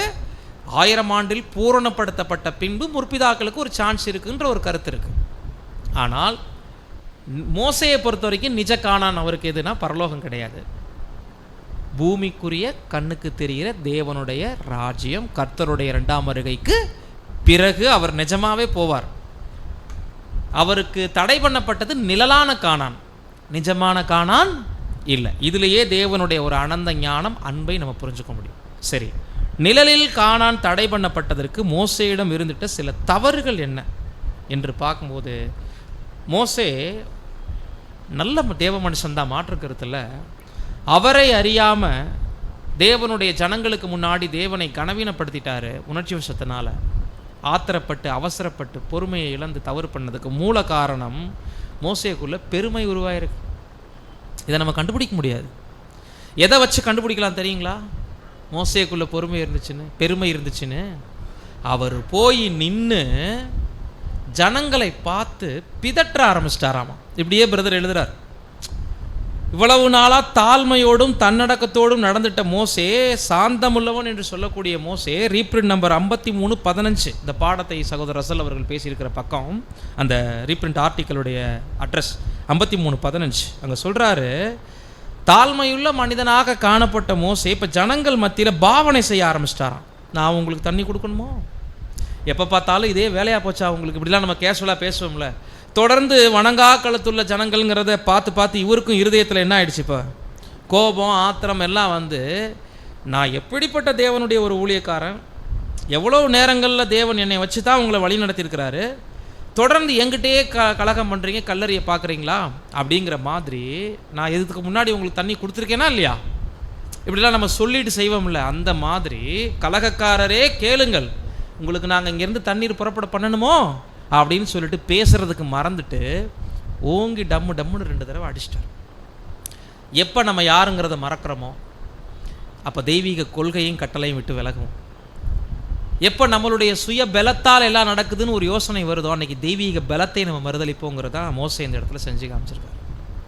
அப்போ முதல்ல பெருமை என்கின்ற காரியத்தை குறித்து நம்ம பார்க்கும்போது, ரீப்ரிண்ட் நம்பர் 32:78 பேராகிராஃப் 2 அதை வாசிங்க. தேவனால் அழைக்கப்பட்டு பிரதிஷ்டை பண்ணப்பட்ட தேவனுடைய பிள்ளைகள் தாங்கள் சத்தியத்திலும் கிருபையிலும் அவரிடத்தில் சேர்ந்து நிலை கொண்டிருப்பது தங்களுடைய சொந்த ஞானத்தினாலோ அல்லது தங்களுக்கு போதித்தவர்களின் ஞானத்தினாலோ அல்ல, தேவனுடைய ஞானத்தினாலும் கிருபையினாலும் உண்டானதே என்பதை உணர வேண்டும். தேவனுடைய சபையிலே ஊழியம் செய்யும் ஒவ்வொருவரும் எந்த பணியில் அவர்கள் அந்த ஊழியத்தில் ஈடுபட்டு இருந்தாலும் தங்கள் சுய பலத்தினாலோ அல்லது ஞானத்தினாலோ அதை பெற்றதாக கருதாமல் தேவ ஞானத்தை அவர் மூலமாக பெற்றோம் என்று உணர வேண்டும். சகலத்திலும் நான் அல்ல, அவரே என்னை நடத்துகிறார் என்று அறிக்கை செய்கிறவனாகவும் காணப்பட வேண்டும். இவ்விதம் செய்யாதவன் அவர் கிருபையை மறுதலிக்கிறவனாய் இருப்பான். மோசேயினுடைய வாழ்க்கையில் நடைபெற்ற இந்த சம்பவத்தை முக்கியமாக ஊழியக்காரங்களோட மேட்ச் பண்ணுறார் பாருங்க. இன்றைக்கி தேவனுடைய வார்த்தையை பகிர்ந்து கொடுக்கக்கூடிய ஒரு முக்கியமான ஸ்தானத்தில் போதகர்கள் மூப்பர்கள் இருக்கிறாங்க இல்லைங்களா? அவங்க என்ன செய்யக்கூடாதுன்னு அந்த பகுதியில் கொடுக்குறாருன்னா, தேவனுடைய வார்த்தையை பிரசங்கிக்கிறது நமக்கு கிடைச்சிருக்கிற ஒரு சின்ன கிஃப்ட்டு, ஒரு கிருபை. நம்மளே அந்த தயாரித்து கொடுக்குற மாதிரி பாவனை பண்ணிட வேண்டாம். அப்படியே எழுதுறாரு இந்த பாயிண்ட்ல. ஏதோ உங்களால் எல்லாம் உண்டான மாதிரியும் நீங்களே எல்லாத்தையும் கண்டுபிடிச்ச மாதிரிலாம் தேவ ஜனங்கள் முன்னாடி நீங்கள் என்ன பண்ணிடாதீங்க. பாவனை பண்ணிடாதீங்க. ஜீவ தண்ணீர் அங்கேருந்து வந்துச்சு, காரணம் கண்மலை முன்னாடியே அடிக்கப்பட்டுருச்சு. இப்போ அதில் உள்ள தண்ணீரை எடுத்துட்டு தான் நம்ம கொடுத்துட்ருக்கோம் எல்லாருக்கும். ஸ்டோரேஜ் ஆன தண்ணியை தான் எடுத்து கொடுத்துட்ருக்கோம். தண்ணியை நம்ம உண்டாக்கலை, நாம் அடிக்கப்படலை, கண்மலை அடிக்கப்பட்டுச்சு. அப்போது எப்பேற்பட்ட உயரத்தில் இருந்தாலும், இன்னொன்று இது ஊழியக்காரர்களுக்கான பாடம் மட்டும் எடுத்துக்க வேண்டாம். நம்ம எல்லாரும் தேவ ஊழியக்காரங்க. சபைக்குள்ளே எல்லா திறமை கலந்து தான் தேவன் வச்சிருக்கிறாரு. அப்போ நம்ம எல்லாரும் யார் தான்? தேவ ஊழியக்காரங்க தான். பிரதிஷ்டைக்கு உட்பட்ட தேவனுடைய பிள்ளைகள்னு தான் அந்த ஆர்டிக்கல் ஆரம்பிக்கிறாரு. தேவனால் அழைக்கப்பட்டு பிரதிஷ்டைக்கு உட்பட்ட தேவனுடைய பிள்ளைகள் அப்படின்னு தான் ஆரம்பிக்குது. ஆனால் ஊழியக்காரங்களுக்கு விசேஷ ஒரு ஆலோசனை கொடுக்குறாரு.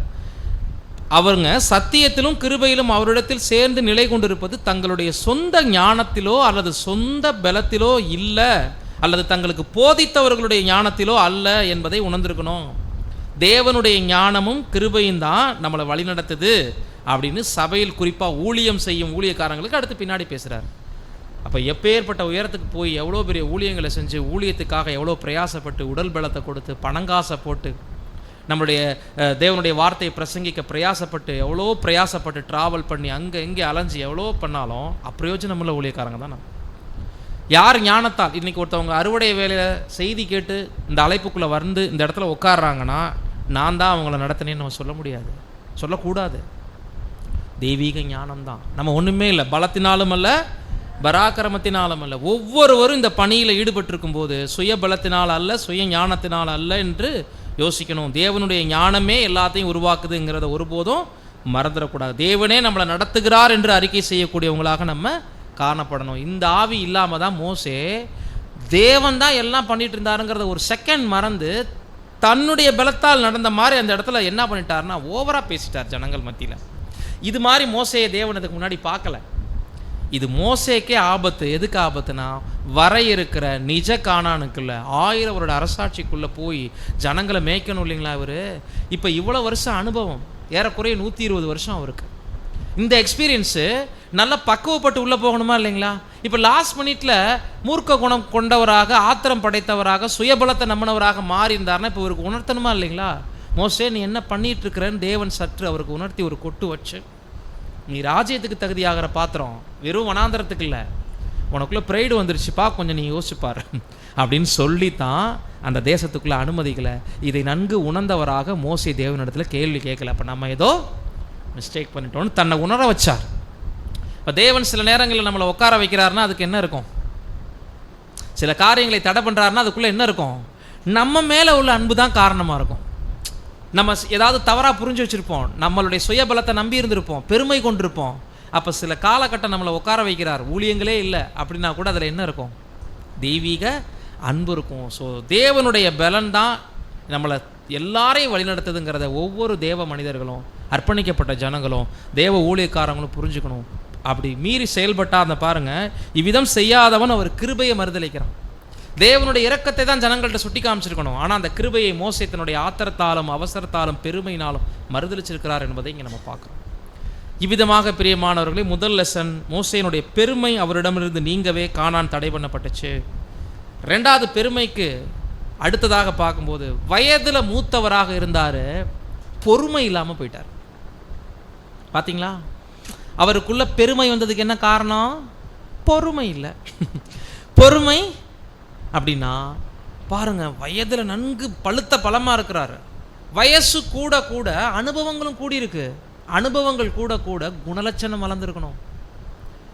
இப்போ இன்னைக்கு நடைமுறை வாழ்க்கையில் இன்னைக்கு பெரியவங்களை பார்க்கும்போது பிள்ளைங்கள்லாம் கேலி கிண்டல் பண்ணுறாங்க. வயசு ஆயிட்டாலே ஆத்திரப்படுறாங்க, கோவப்படுறாங்க, எதையாவது திட்டிகிட்டே இருக்கிறாங்க. அப்போது வயதாக வயதாக குழந்தை குணம் வந்துடும் அப்படி சொல்லுவோம். ஒருவேளை மோசே கூட இந்த பலவீனத்துக்குள்ளே போயிருக்கலாம் இல்லைங்களா? வயசு ஆயிடுச்சு, இவ்வளவு நாளாக ஜனங்களை தாங்கினார், தூக்கி சுமந்தார். ஆனால் என்னதான் இருந்தாலும் அந்த பெரியவங்கங்கிற அந்த ஒரு கேரக்டர் அவருக்குள்ளே வந்திருக்கும் இல்லைங்களா? அந்த வயது முதிர்ந்தவர்ன்ற ஒரு இதில் இப்போ என்ன ஆயிடுச்சுன்னா பொறுமையை இழந்துட்டார். புரியுதுங்களா? அப்போ பெருமை எப்படி வரக்கூடாதோ பொறுமை கண்டிப்பாக வரணும். பெருமை வரக்கூடாதுங்கிறதுக்காக கானான் தடை பண்ணப்பட்டுச்சு, பெருமை வரக்கூடாதுங்கிறதுக்காக. ஆனால் பொறுமை வரணுங்கிறதுக்காகவும் கானான் தடை பண்ணப்பட்டிருக்கு. புரியுதுங்களா? அப்போ அதே மாதிரி தேவனுடைய ஊழியக்காரர்களுக்கும் சரி, இன்னைக்கு நமக்கும் சரி, சபையினுடைய முழு பரிசுத்தவான்களுக்கும் சரி, பொறுமை என்பது எவ்வளோ முக்கியமானது. வாசிங்க, எபிரேயர் 10:36 அதற்கான ரீப்ரிண்ட் விளக்கம். நீங்கள் தேவனுடைய சித்தத்தின்படி செய்து வாக்குத்தத்தம் பண்ணப்பட்டதை பெறும்படிக்கு பொறுமை உங்களுக்கு வேண்டியதாய் இருக்கிறது. ஒரு சிலருக்கு இல்ல, எல்லாருக்குமே பொறுமை என்பது அவசியம் வேணும். வசனத்திற்கான விளக்கம்: தேவ சித்தம் எது?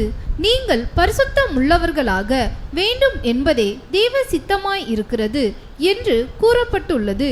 நாம் நம்மையே முழுமையாய் அவருக்கு அர்ப்பணிக்கும் போது நாம் தேவனுடைய சித்தம் செய்கிறவர்களாய் இருக்கின்றோம். ஆனால் நம்மை பரிசோதிக்க அவர் சித்தமாய் இருக்கிறார். நாம் தேவனை எவ்வளவு அன்பு கூறுகிறோம், எந்த அளவு நாம் உண்மையாய் இருக்கின்றோம், நம்முடைய உண்மை நிலைமைக்கு ஏற்றாற்போல் நாம் பரீட்சிக்கப்படுவோம்.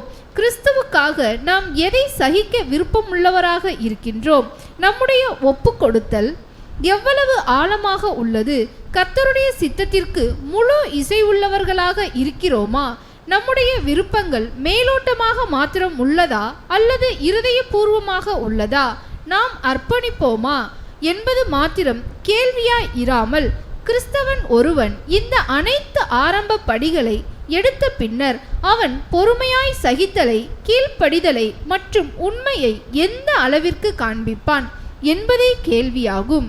தேவன் இம்மாதிரியான பரீட்சைக்குள் நம்மை உட்படுத்துகின்றார். காரணம், ஜெயம் கொள்ளுகிறவர்களுக்கு அவர் மாபெரும் கனத்தை அருளி இருக்கிறார். இவர்கள் ஒரு தெரிந்து கொள்ளப்பட்ட கூட்டத்தினர், மேலும் இவர்களோ வாக்குத்தத்தத்தை பெற்றுக்கொள்வார்கள். ரீப்ரிண்ட் நம்பர் 53:32 சொல்றாருங்க. இது பொதுவா பதிவு பண்றார். மாம்சத்தில் முற்பிதாக்களுக்கும் இந்த குணலட்சணம் கண்டிப்பா வேணும். அதனால தான் அவங்களும் பொறுமைக்காக, விசுவாசத்திற்காக நிறைய கால்நடையா நடந்தாங்க, சோதிக்கப்பட்டாங்க, அக்னியின் உத்திரத்தை அவிழ்த்தாங்கலாம் படிக்கிறோம். பரலோகத்தில் ஆளுகை செய்ய இருக்கிற வானத்து நட்சத்திர ஜனங்களாகிய திருச்சபை ஜனங்களுக்கும் பொறுமை என்கின்ற குணலட்சணம் அவசியம். அப்போ அர்ப்பணிக்கும் போது நம்ம எல்லாருமே தேவனுக்கு முழு கீழ்ப்படுதல் காமிச்சு அவருடைய சித்தம் செய்கிறவங்களா தான் உள்ளே வந்தோன்னு இந்த விளக்கத்தை ஆரம்பிக்கிறார். ஆனால் நம்ம பரிசுத்தமாகணுங்கிறது தேவனுடைய நோக்கம். அர்ப்பணிக்கும் போது அது ஆரம்பிக்குது. அப்படி ஆரம்பிக்கும் போது நம்ம பரிசோதிக்க ஆரம்பிக்கப்படலை. அர்ப்பணிக்கிறதுல ஒரு அன்போடு தேவனிடத்தில் வந்துட்டோம். ஆனால் பின்னாடி என்ன நடக்க போகுதுன்னு நமக்கு தெரியாது.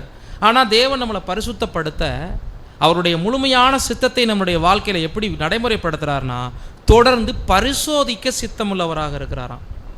எப்படி பரிசோதிக்கிறாரு? எந்த அளவுக்கு நம்ம தேவனிடத்தில் தொடர்ந்து அன்பு வைக்கிறோம், அல்லது உதட்டளவில் அர்ப்பணிப்பு பண்ணிட்டோமா, அல்லது நம்முடைய அர்ப்பணிப்பு இருதயத்துக்குள்ளேருந்து வருதா என்பதை சோதிக்க ஆரம்பிக்கும் போது நம்மளுடைய உண்மை நிலைக்கு ஏற்றாற் போல் பரீட்சிக்கப்படுவோமா. யார் எத்தன்மை உள்ளவங்க, எந்த அளவுக்கு வளர்ச்சியில் இருக்கிறாங்க, அவங்களுடைய உண்மைத்தன்மை எவ்வளவு என்பதை தேவனால் அனுமதிக்கப்படக்கூடிய சோதனைகள் தான் பரீட்சித்து காட்டும். கிறிஸ்துவுக்காக நாம் எதை சகிக்க விருப்பமுள்ளவராக இருக்கிறோம், நம்முடைய ஒப்பு கொடுத்தல் எவ்வளவு ஆழமாக உள்ளது, அந்த அர்ப்பணிப்பு ஒப்பு கொடுத்தல் எவ்வளவு டீப் என்பது சோதனையில் நிலைநிற்கிறது பொறுத்து தான். அப்போ கர்த்தருடைய சித்தத்திற்கு முழு இசையுள்ளவர்களாக இருக்கின்றோமா, நம்முடைய விருப்பங்கள் மேலோட்டமாக மாத்திரம் உள்ளதா அல்லது இருதயபூர்வமாக உள்ளதா? கேள்வியெல்லாம் பார்த்தீங்களா? பேரளவில் உடன்படிக்கை பண்ணியிருக்கிறோமா, இருதயத்தின் ஆழத்திலிருந்து உடன்படிக்கை பண்ணியிருக்கிறோமா இல்லையா என்பதை தேவனுடைய பல்வேறு பரிசோதனையின் மூலமாக தான் நம்ம வெளிப்படுத்த முடியும் என்பது மாத்திரம் கேள்வியாக இராமல், கிறிஸ்தவன் ஒருவன் இந்த அனைத்து ஆரம்ப படிகளை எடுத்த பின்னர் நிறைய சோதனைகள் ரொட்டேட்டாக வந்துக்கிட்டே இருக்கும். இதெல்லாம் வளர்ச்சிக்கு ஏற்றார் போல தொடர்ந்து வரும்.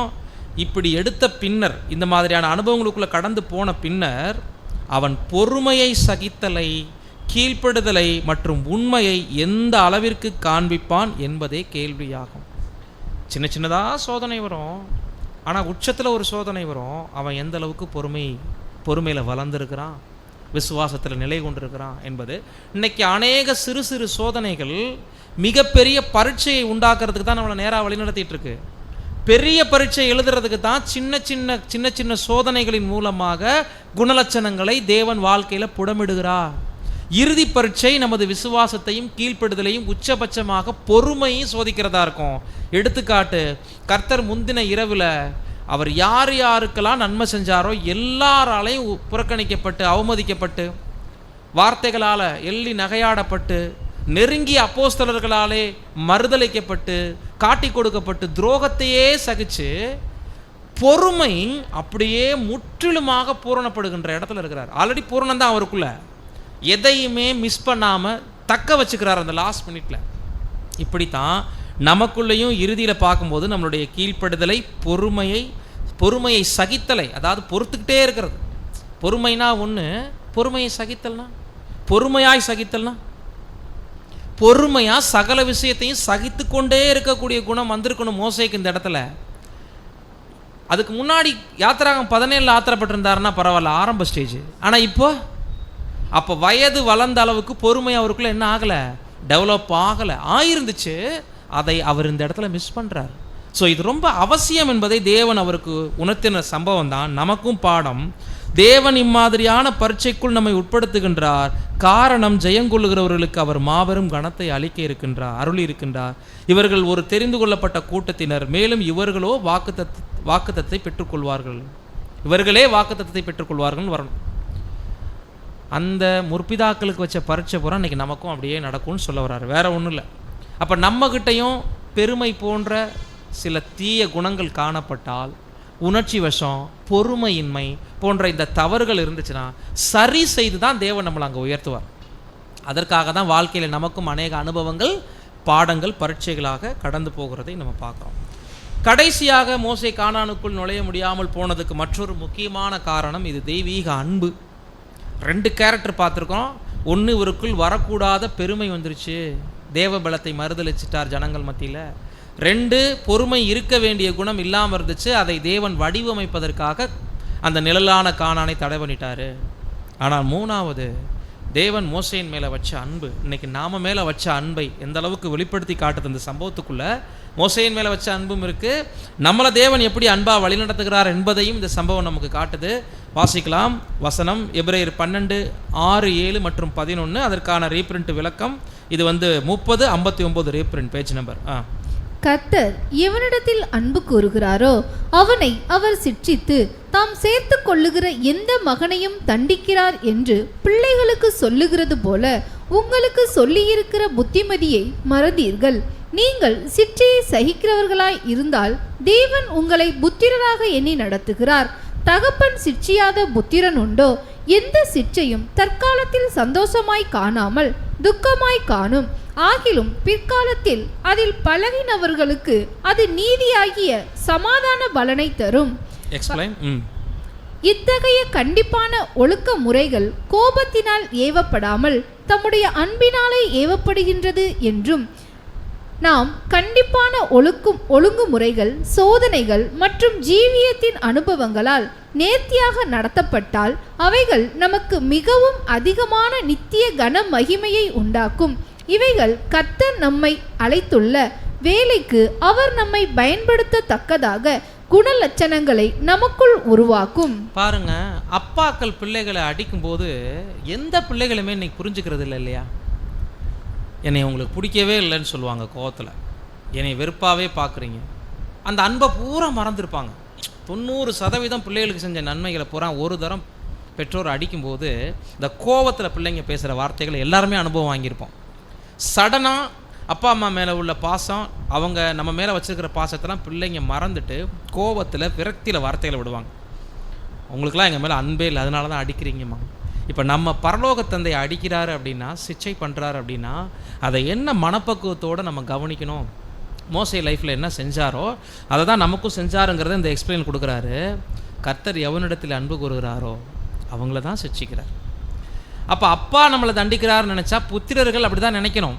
மாறாக கோபத்தினாலே தண்டிக்கிறாரு அப்படி சொல்ல வராரு இந்த இடத்துல. ஒழுக்க முறைகள் கோபத்தினால் ஏற்படாமல் அன்பினாலே ஏவப்படுகிறது. ஒழுங்கை கற்றுக் கொடுப்பதுக்கு பேர் கோபம் இல்லை, அது அன்புங்கிறத ஒருபோதும் மறந்துடக்கூடாது. அப்போ கண்டிப்பான ஒழுங்குமுறைகள், சோதனைகள் மற்றும் ஜீவியத்தின் அனுபவங்களால் நேர்த்தியாக நடத்தப்பட்டால் அவைகள் நமக்கு மிகவும் அதிகமான நித்திய கனமகிமையை உண்டாக்கும். இன்னைக்கு வாழ்க்கையில் தேவன் சில நேரங்களில் நம்மளை கைவிடுற மாதிரிலாம் நினச்சிக்குவோம். இல்லை, ஏதோ நமக்குள்ளே இருக்கிற வேண்டாத விஷயங்கள் வெளியே போகணும், உருவாக்கப்பட வேண்டிய விஷயங்கள் உள்ளே வரணும்.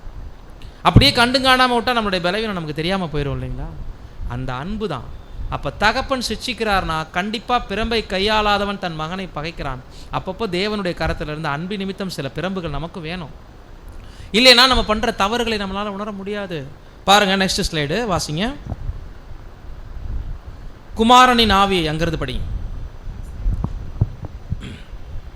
குமாரனின் ஆவியை உண்மையாய் பெற்றிருக்கும் அனைவரின் பதிலும் நம்முடைய போதகரும் கர்த்தருமானவரின் வார்த்தைகளான என்னுடைய சித்தமல்ல உம்முடைய சித்தமே ஆக கடவது. என் தேவனே, உமக்கு பிரியமானதை செய்ய விரும்புகிறேன். உமது நியாயப்பிரமாணம் என் உள்ளத்திற்குள் இருக்கிறது என்பதாகவே இருக்கும். இத்தகையவர்கள் கர்த்தருடைய சிற்றையை செவிசாய்த்து தெய்வீக கிருபைக்கும் அதிகமாய் அடியெடுத்து வைத்து ஆறுதலான கிருபையான உதவியான வார்த்தைகளையும் கேட்பார்கள். ஆண்டவராக இயேசு கிறிஸ்துவனுடைய ஆவி இன்னைக்கு நமக்குள்ளே உருவாக்கப்பட்டு இருக்கு. அதில் நம்ம பூரணப்படணும்.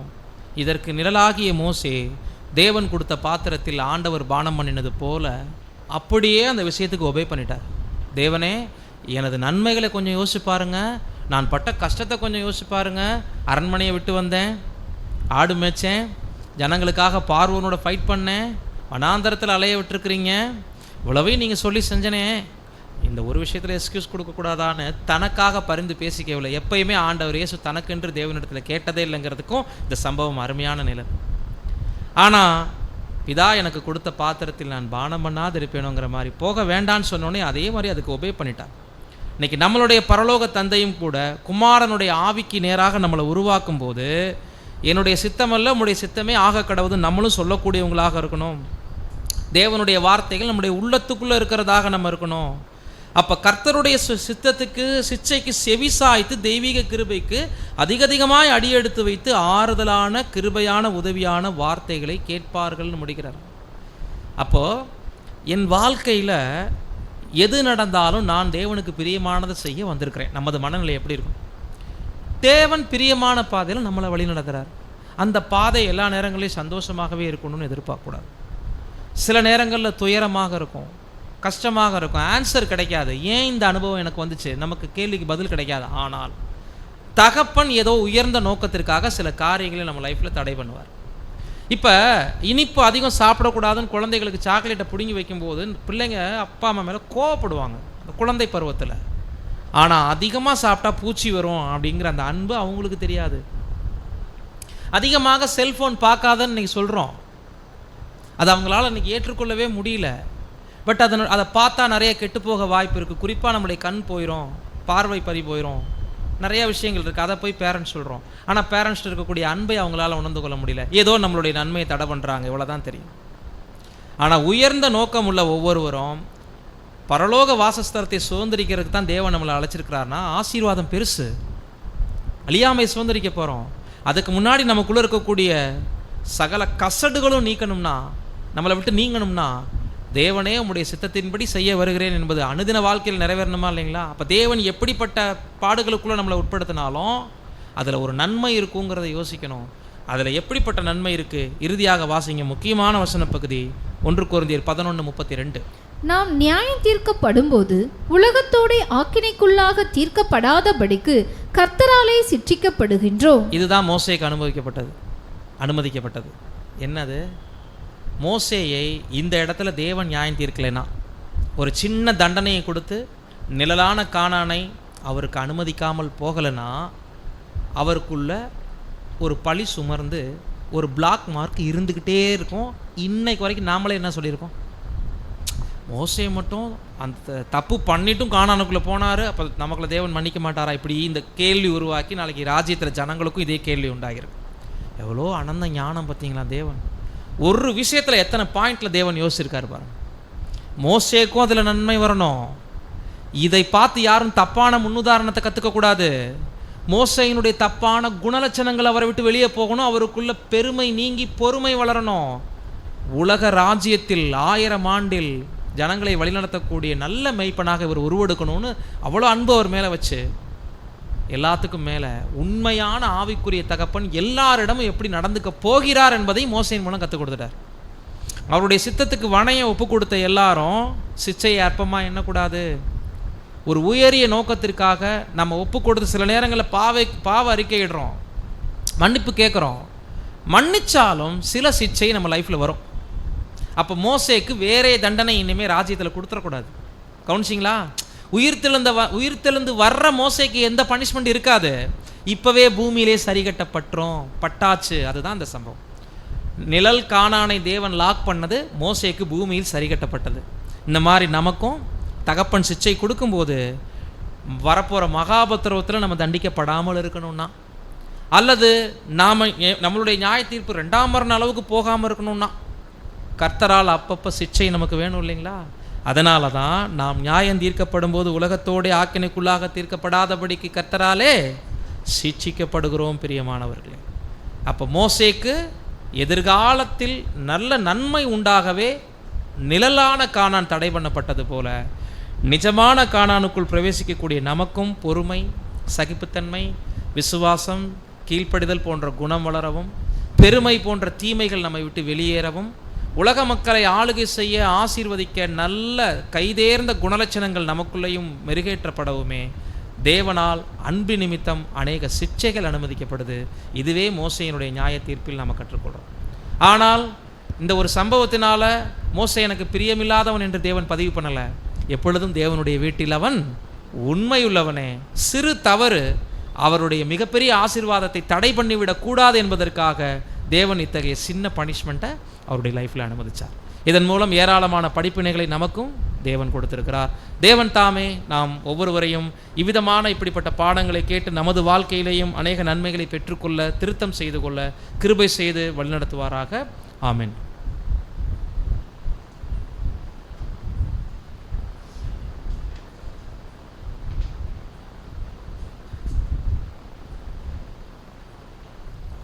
கிறிஸ்து இயேசுக்குள் அன்புக்குரிய சகோதர சகோதரிகளே, நல்ல ஒரு ஆழமான ஒரு வார்த்தைகளை நான் கேட்டோம். தேவனுடைய வீட்டில் எங்கும் உண்மை உள்ளவர். இது ஆரம்பம் செய்தி நமக்கு டாபிக் எப்படி இருந்தாலும் முடிவு எப்படி இருந்தது? நம்ம எப்படியும் தேவனுடைய சமூகத்தில் உண்மையில் இருந்தாலும் கடைசியில் என்ன செய்யணும்? சிச்சையோடு தான் நம்ம என்ன செய்ய வேண்டியிருக்கு? கடைசி வரை போகணும். பெருமை வந்துடாமல் பொறுமையோடு ஓடி முடிக்க கடைசி வசனம் அந்த கொரிந்தியரில் சொன்னது போல் சிட்சையை நம்ம தாங்கிக் கொள்ளணும்னு சொல்கிறார் இல்லையா? அதான் அந்த முந்தின வசனம், நம்மை நாமே நிதானித்து அறிந்தால் நியாயந்தீர்க்கப்படும். அப்போ நியாயந்தீர்க்கப்படாதபடி இருக்கணும் அப்படின்னா நம்ம என்ன செய்யணும் அப்படின்னா, ஒவ்வொரு நாளும் நம்மை நாமே ஆராய்ந்து அறிந்து நம்ம எப்படிப்பட்டவர்களாக இருக்கிறோம். மோசையோட நம்ம மேலானவர்களான நம்ம சிந்திக்கவே முடியாது. மோசையோட ஒரு மேலானவர் நம்ம சிந்திக்க முடியாது. அப்படிப்பட்ட குணநலம் உள்ளவர் நிறைய தேவனிடத்தில் நல்ல வார்த்தைகளை பெற்றிருக்கிறார்.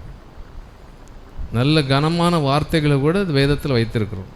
நான் கூட இந்த வார்த்தைகளை கூட அன்னைக்கு ஒரு சகோதரன்ற வாக்குவாதம் கேட்டேன். ஏன் அப்படின்னா, மோசேயுடைய ஒரு காரியத்திற்காக ஒரு பெருமை அவர்கிட்ட இருக்குமா அப்படின்னா நிறைய வசனத்தை தேடி பார்த்தேன். பெருமை அப்படி இருந்தது போல் தெரியல. ஆனால் சகோதரனைக்கு சொன்னது போல தான் அந்த ரேபரன்ஸ் நம்பரில் தான் என்ன இருக்குது அப்படின்னா, சகோதரன் நமக்கு எடுத்துரைக்கக்கூடிய அந்த காரியம், அந்த ஒரு பெருமைகள் சில அந்த வார்த்தைகள் இருக்கிறதுனால நமக்கு என்ன செய்கிறோம்? சில காரியங்களை நம்ம பார்க்குறோம். நம்மளும் என்ன செய்யணும்? பொறுமையோடு இந்த ஓட்டத்தை நாம் ஓடி முடிக்க கர்த்தர் உதவி செய்வாராக. இந்த வார்த்தை தந்த தேவாதி தேவனுக்கு நாம் என்ன செய்வோம்? நன்றி கலந்த வணக்கத்தை தெரிந்து கொள்வோம். இந்த வார்த்தையை கொடுத்த அன்ப சகோதரர்